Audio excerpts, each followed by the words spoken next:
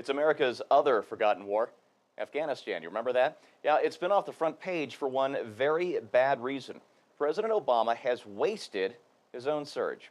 I'm Steve Green. This is Trifecta, and here to take a look at what one author calls Obama's squandered war effort, Bill Whittle and Scott Ott. All right, gents, Rajiv Chandrasekhar, and he's no right-winger, has a new book out called Little America, The War Within the War for Afghanistan.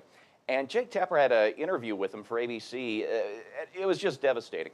Early on, they talked about Obama's Afghanistan czar, Richard Holbrooke, the guy who brought peace to the Balkans in the 1990s. I want you to watch this.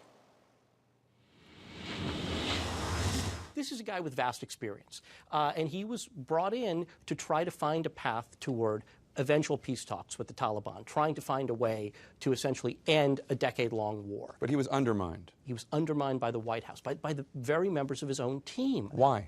Because they just didn't like him. They just didn't like him. Bill, isn't it nice to finally have the self-proclaimed grown-ups back in charge? You know, you'd think that after 4 years of this, you'd start to get practiced at shaking your head, and it seems like, you know, coming up with sort of an open mouth gape would be something that you'd become accustomed to and do with a certain elan and flair after years and years of practice, and you know, but it doesn't. It never gets easy. I just always sit here and just go, what? You know, this is more important than personal preferences, Mr. President. We're talking about people's lives here, not only American lives, but the lives of the Afghan civilians. He totally did screw up this Afghan surge, which may or may not have worked. Afghanistan's a different place than Iraq, but it certainly worked spectacularly in Iraq. And while we're on the subject of Iraq, we're also losing Iraq. Iraq is on the verge of another civil war because of the bungled negotiation attempts on the part of the Obama administration. It's one thing to be incompetent at home and it only costs us trillions of dollars. You're incompetent overseas, it costs us trillions of dollars and people's lives. And we better put a stop to this real quick, like 4 months from now. Yeah, November 6th, folks. You know, it goes beyond just infighting and undermining. Twice, the president's own national security advisor tried to get Holbrooke fired, and here's what happened after his second try. Second time says to him, well, I think you need to start thinking about your exit strategy. Holbrooke's first call as he was walking out of White House grounds was to Clinton. A few days later, she marches into the Oval Office and says, Mr. President, you can fire Richard Holbrooke over the objections of your Secretary of State. President backs down. He wasn't going to take the political hit by forcing her to fire somebody who was a loyal ally of hers, even though what it meant was that for the war effort, his team was not on the same page.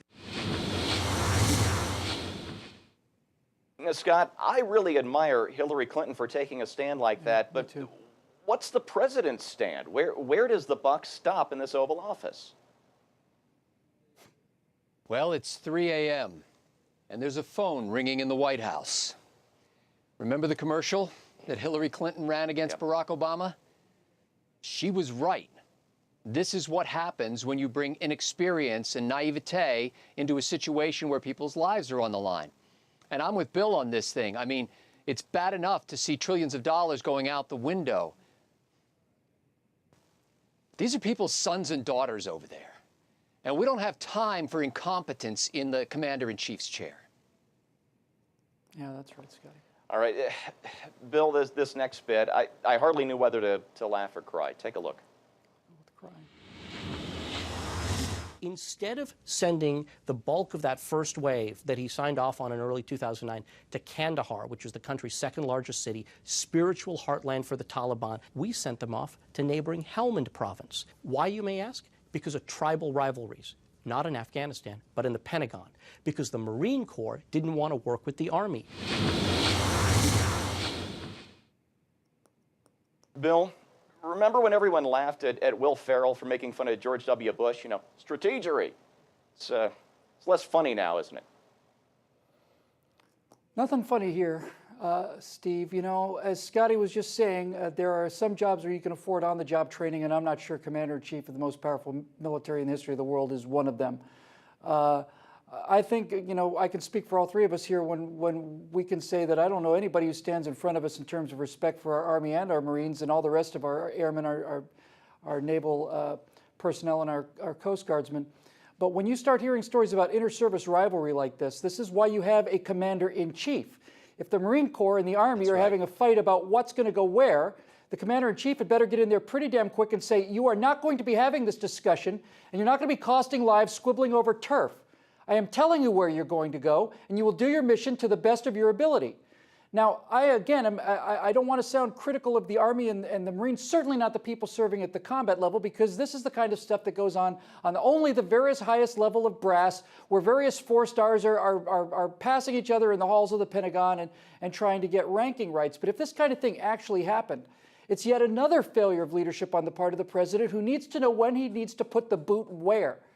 And we have never seen any sense of a spine of any kind, forget an iron backbone, any kind of a backbone, marshmallow backbone be an improvement at this point.